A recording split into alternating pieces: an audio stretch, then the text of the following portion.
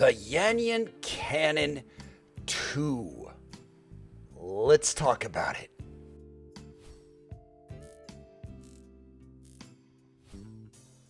Now this is a 1DD4BA IEM from Yanyin that costs $379. It's been out now for about a year, and this is on loan from Mark from Super Reviews, and I wanted to thank him and give him a huge shout out for letting me borrow this IEM.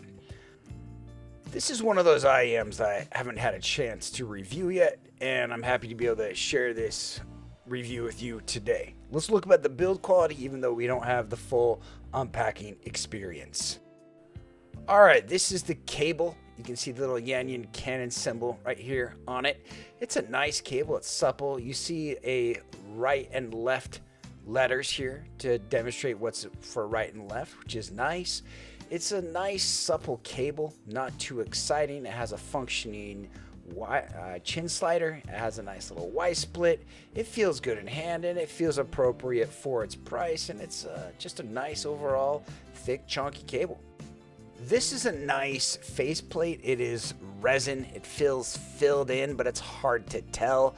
It's not super comfortable not having the anti-tragus catch by the little wing. It is flat 2-pin cable connector, which is good. It has a nice metal nozzle, and it does have dip switches, which is kind of a positive or a negative thing depending on how you look at it.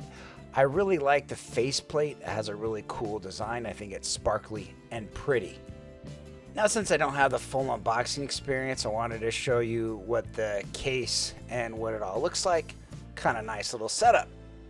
Now, this is a fun, dynamic, mid-bass style IEM that's really has a fun sound. That's kind of hard to describe. Suffice to say, it's thick, it's rich, it's unique.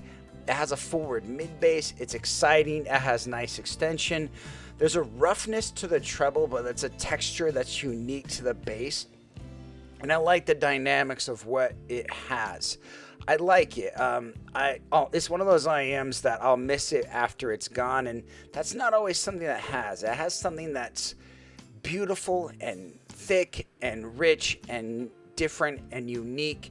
And I really like this IEM a great deal, but the problem is there's a lot of IEMs like this, and it's kind of hard to just say, hey, the IEM's good without comparing it to a few others. Let's compare this to a few others and then go from there. All right, if we look at the graph, it's a nice looking graph. You'll notice quite a bit of mid bass, not a lot of sub bass, which is fine. You have kind of a nice peak right around 2.5 with a little bit of dip and a little bit of raise up here, which some people might be sensitive to. But overall, it's a nice, smooth, detailed kind of focused graph, and it's overall really quite nice and not problematic. Now, there are dip switch settings. I'm going to show it to you on Critical's rig. And you'll notice what you do notice is that, like, if you basically hit one dip switch, it just like hits a max amount of resistance.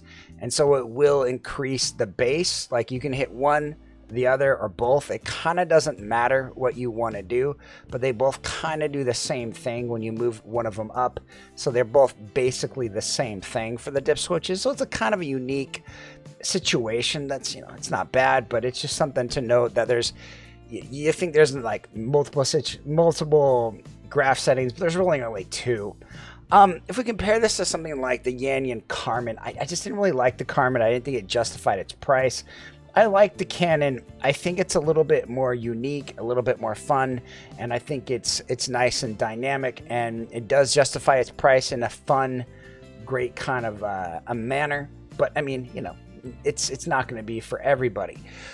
The problem with the $350 IEM is there is a lot of competition, and not only just competition from the competing three big brands in China, but there's also competition from other brands. So we're going to focus on a few from the kind of the greater Linsel house, and then we'll talk a few other places and kind of look at it and go from there.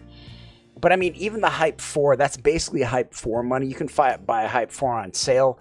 Like, my take is that the bass, not as fun on the Hype 4. I would say it's maybe a little bit more correct. The upper mids are a little bit better on the Hype 4, but the Hype 4 hat does have a little bit wonky treble, where I think the Yanyin Cannon II's treble is a little bit better. That's kind of my take on these two. They're both a little bit flawed, and I can see one person liking one or the other.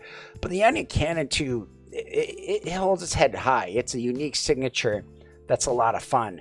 We look at other things, like this is the Elysian Acoustics Lab Annihilator, and you'll notice the Annihilator has a little bit more sub bass, but it kind of follows that same curve from about, from about 100 all the way up to about, 2K.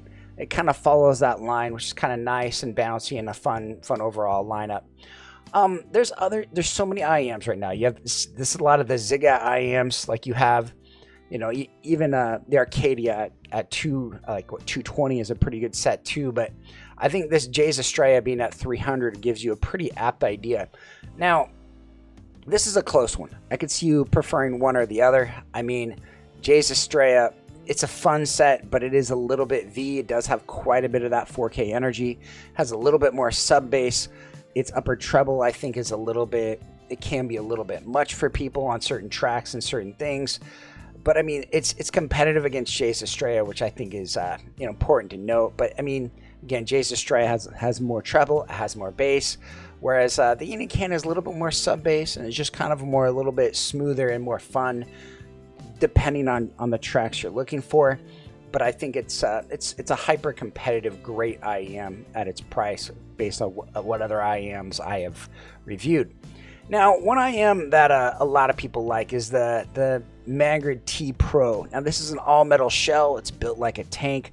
I think its bass and treble is a little bit better, but like something about that metal shell and like the sub bass and just the impactfulness of it, it doesn't resonate in the Magrid T Pro 2024. Like if you're really looking for a fun bassy set, like something a little bit unique, I think the Yanyin Cannon could kind of fit that mold if you're really looking at something a little bit more fun and just a little bit more engaging. Whereas the Magrid T Pro feels just a little bit safe and unexciting, at least for me. There are other IEMs, like if you're not looking for a fun set, you're looking for just like a clean, well-rounder.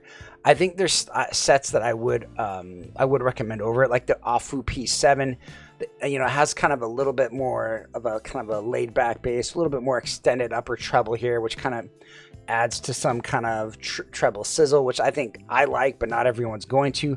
The Yanyin Cannon does have, it's a mid-bassy kind of a set, which a lot of people are going to like, and I think it stands out and is a little bit unique, and it kind of has this kind of punchy, spicy kind of a stanky bass, and it's just kind of cool. Like you don't see that very often, and it's not so overdone that it drowns out everything else, but it's just nice and clean. Other things are out there, like like Moondrop's Critical Dusk, I think is also a really solid set that's been growing on me for a lot. It doesn't have a lot of contrast here, but it has really nice treble, and it's just really well executed in the treble and does sound really nice and takes the EQ very well. Whereas a Yanyin Cannon II is mainly for audiophiles that want a fun bassy set that they don't have to EQ, that's just nice right out of the box and they don't have to mess with it. There's other sets out there that I think are interesting, but they're cheaper as well. Like something like the Binary Gizaudio Chopin, kind of a mid-bassy set, but what you'll notice about that is it kind of has this slightly tucked bass. It also has a little bit of this 6 to 7K energy, but it kind of comes across as a little bit detailed and sparkly a little bit for the Chopin, which might be a good thing to notice.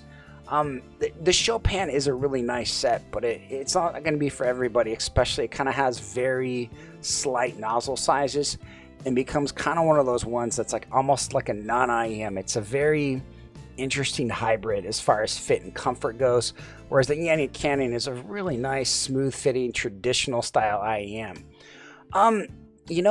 This IEM's about a year old, and this style of tuning has kind of developed a little bit. Something like the Kiwi Ears Aroso, like if you're just looking to save money, I think, from the greater kind of Linsel brand, is like, I think a really solid set. Like to me, it has a little bit more sub bass, a little bit more clean. I'm a little bit more of a traditional sound that I kind of dig.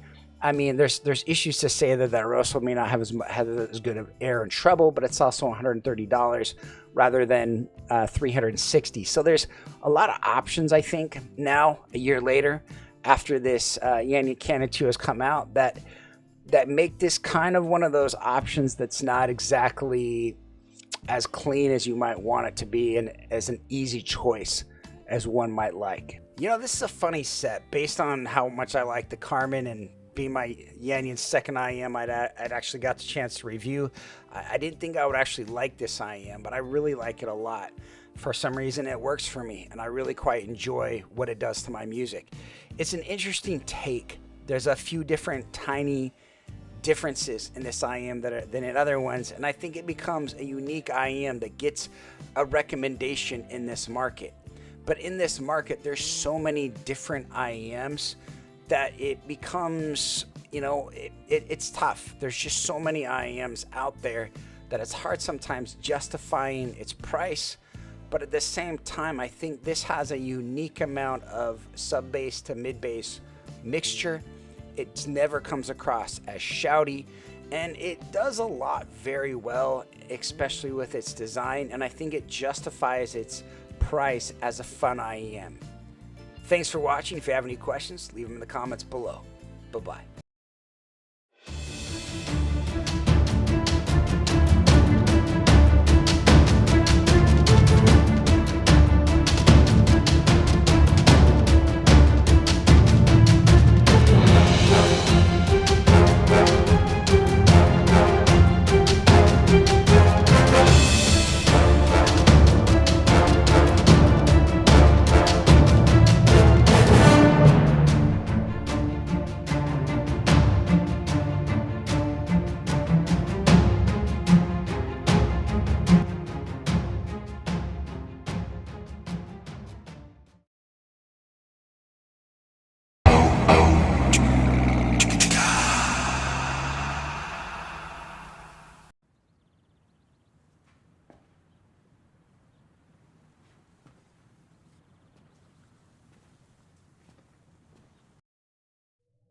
You're still here.